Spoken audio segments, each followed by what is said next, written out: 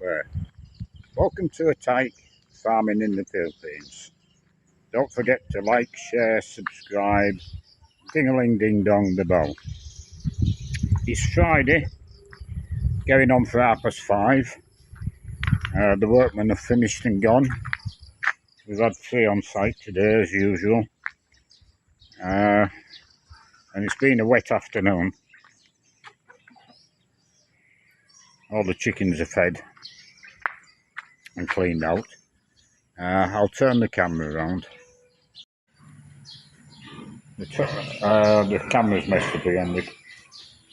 I'm probably repeating myself. The troughs are finished in these 2 pens. This one already had drinkers in.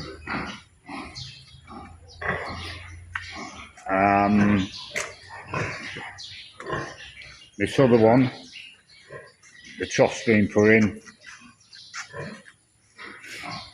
and drinkers have been put in. So them 2 pens are right now.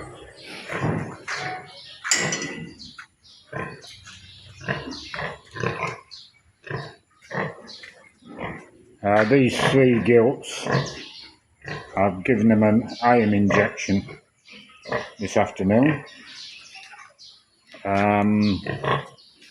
I've been sorting out charcoal. What I do, I put the charcoal in, I fill half a bag and run over it with the truck. So then we've riddled it. I don't know if you can see. In there is a powder. So I'll get a measure and we'll put half a cup of charcoal in each bin of pig feed. So we get the same amount every time. So everything's consistent.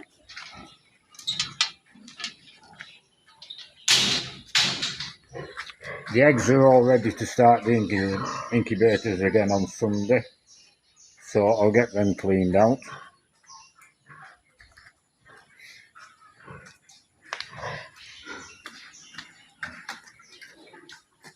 Oh, we missed a video this week because there was no Wi-Fi. Forget what day we missed now.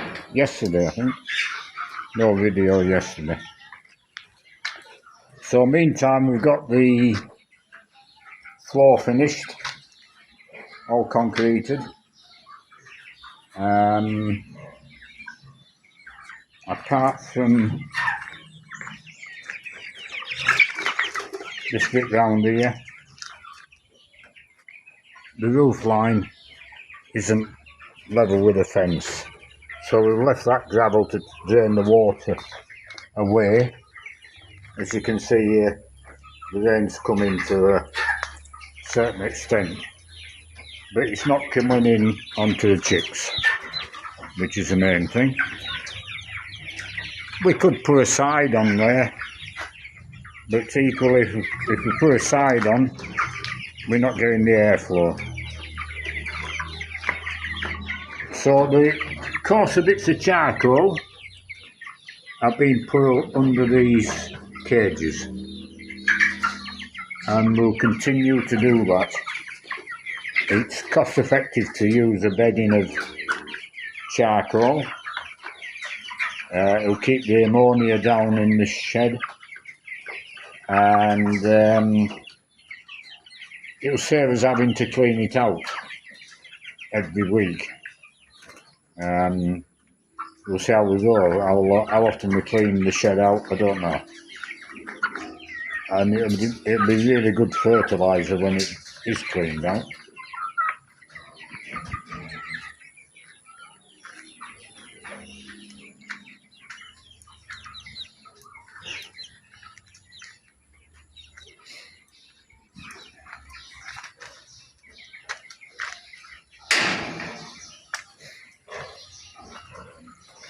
Yeah, I think that's it. So I'll do a quick video just to update things. Tomorrow we're going back in the house.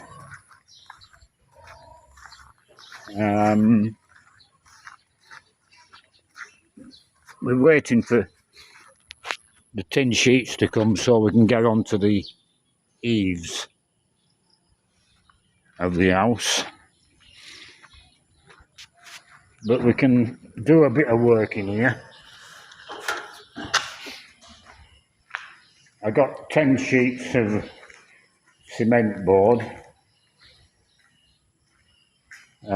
Just have a play around with it and see what we're going to do, how we're going to do it.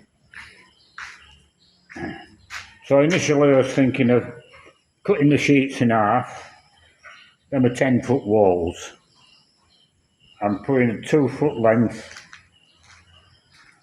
which will be fastened to that rail, along the bottom, all the way along that wall, this wall, and right round. And I'll probably still do that, because then we can mark out where the electrics are going to go, and the electrician can come in and wire the place up. But the other idea I had, when the ceilings go in here, you would normally put cornices in, polystyrene cornices. I'll have to check to see whether they're available here or not. Now, if they aren't available, what I was thinking is going the other way,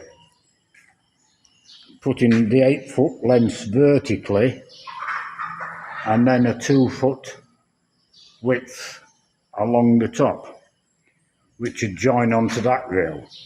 So you would have a join all the way around the building if I did it that way. And yes, I know the joins, you can tape them up and fill them up and whatever have you.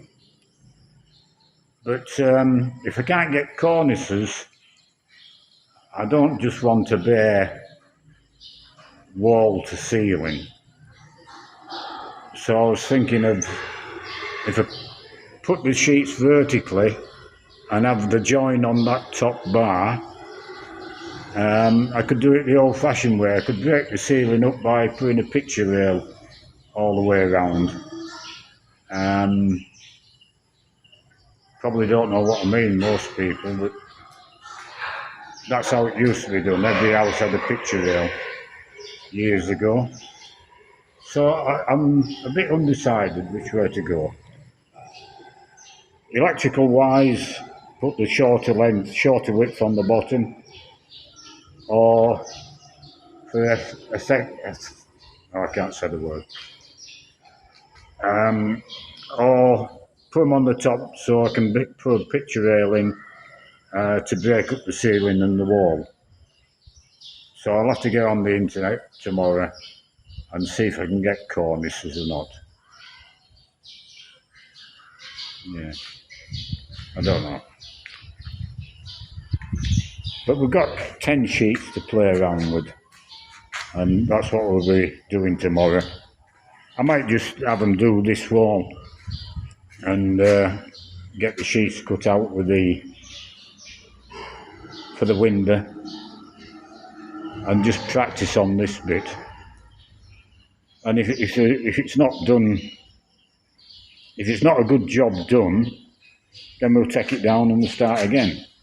But we've got to start somewhere, and we'll redo it if need be until we get practice and get the job right, and then they'll just go along from there. I tried to get a countersink at the hardware shop. They don't know what I'm talking about. So I was explaining to Win that when you put your screws in, if you just put them through the sheet, which no doubt that's what they do, the screw head isn't flush to the sheet, and you can put a bit of fill around it, etc., etc., but it'll always be there. So I was explaining that the countersink buries the screw head below the surface of the sheet, and finally understood. And then he said, well, you don't need the drill bit for it. He says you put your screw in, you take your screw out, and then you run a screwdriver, I presume a Phillips screwdriver around, and then you put your screw back in. Well, that's one way of doing it, but a lot easier with a countersink. So I've ordered one on Shopee, but it won't be here till Monday, Tuesday. Yeah, so we'll end the video here. Might be uploaded tonight if you can. The Wi-Fi's on at the minute. So hopefully we'll get it up. And I'll do it all again tomorrow, all being well.